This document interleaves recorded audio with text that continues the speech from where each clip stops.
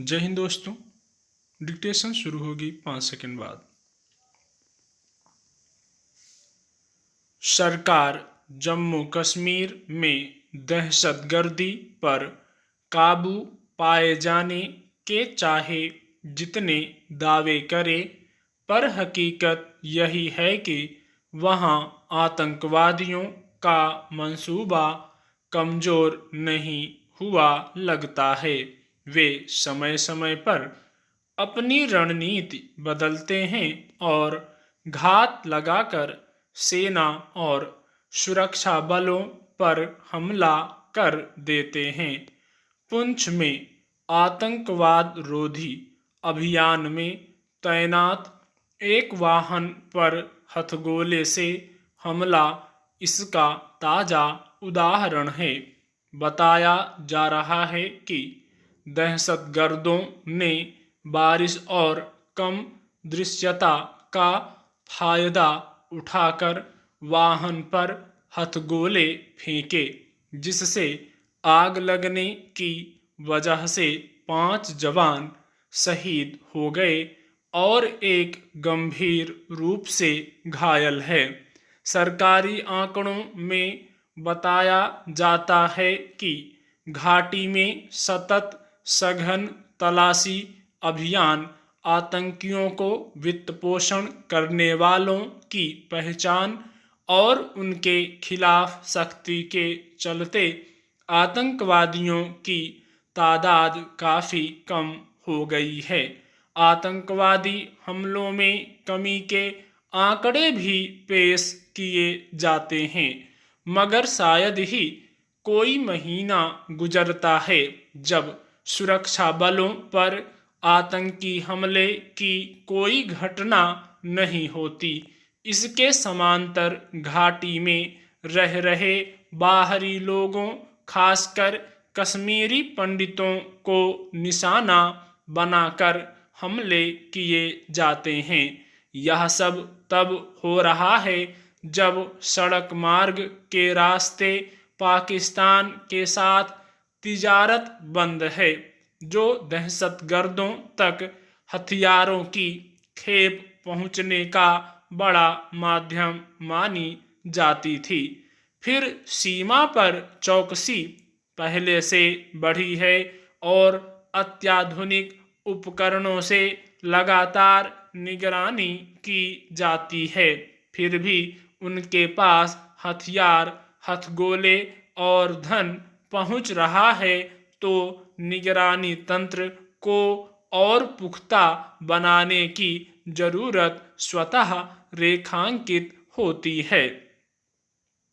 इस बात से इनकार नहीं किया जा सकता कि कश्मीर घाटी में आतंकवादियों को पाकिस्तान की ओर से मदद मुहैया कराई जाती है, मगर पिछले 7-8 सालों में जब वहां लगातार अलगाववादियों और दहशतगर्दों के खिलाफ अभियान चलाया जा रहा है, उन तक हथियार और पैसे की पहुंच रोकने के तमाम उपाय किए गए हैं। उनका समर्थन और वित्त पोषण करने वालों को सलाखों के पीछे डाला जा चुका है।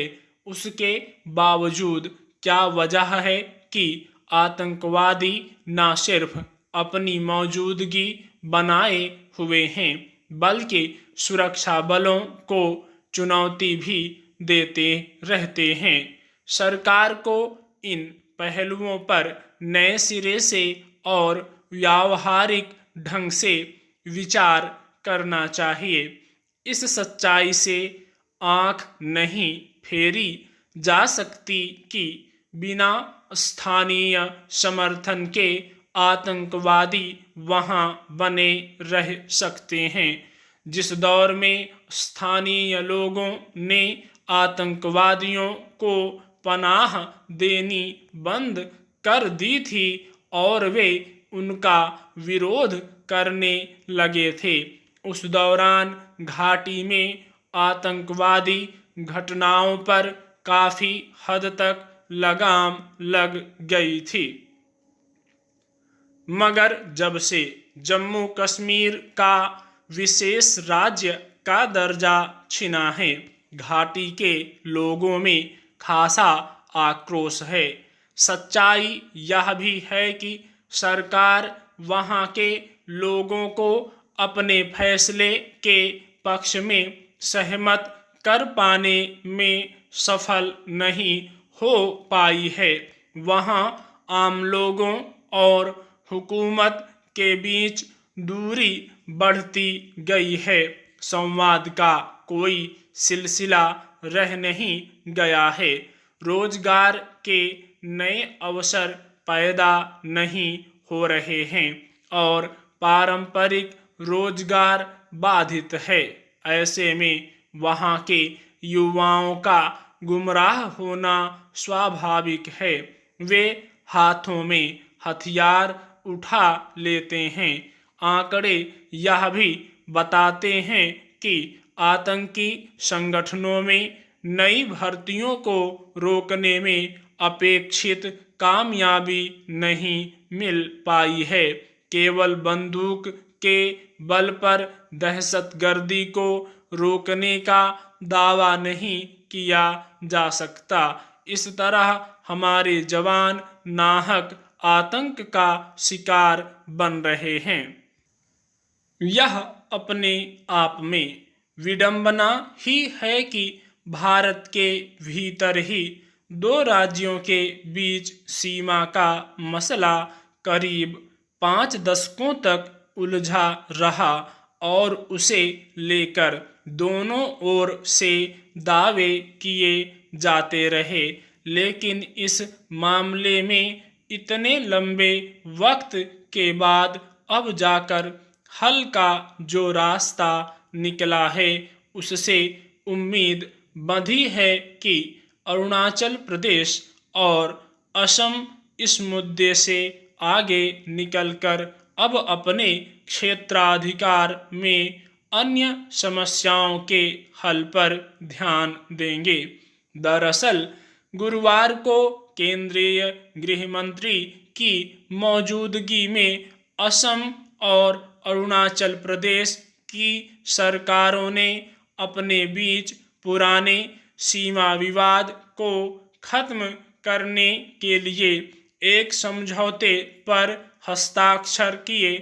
इसके साथ ही यह माना जा रहा है कि पूर्वोत्तर के इन दोनों राज्यों की सीमा पर स्थित 123 गांवों से जुड़ी समस्या का भी हल हो गया है।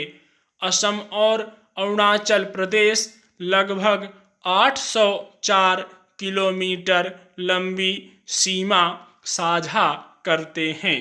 लेकिन 1972 में जब अरुणाचल प्रदेश को केंद्र शासित प्रदेश घोषित किया गया था, उसके बाद से ही दोनों राज्यों के बीच यह विवाद चल रहा था।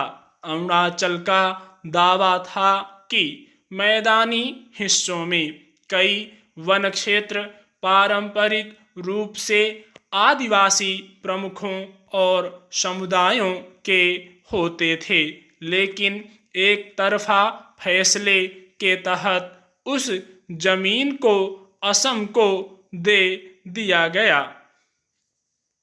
दरअसल इस इलाके में अलग राज्यों के गठन के वक्त ही सीमा के सही निर्धारण को लेकर स्पष्टता नहीं बन पाई थी और यही इस पूरे विवाद की जड़ रही। इसी वजह से समय समय पर पिछले 50 साल से दोनों राज्यों के बीच आपस में खींचतान चलती रहती थी। यही नहीं, इसी विवाद की वजह से असम और इलाके के 4 राज्यों मेघालय, मिजोरम, नागालैंड और अरुणाचल प्रदेश के बीच अक्सर हिंसा की घटनाएं भी होती रही हैं। इक्का दुक्का उदाहरणों को छोड़ दिया जाए तो देश भर में अमूमन सभी राज्यों की सीमाओं को लेकर आमतौर पर कोई बड़ी उठापटक या खींचतान नहीं रही है। स्टॉप।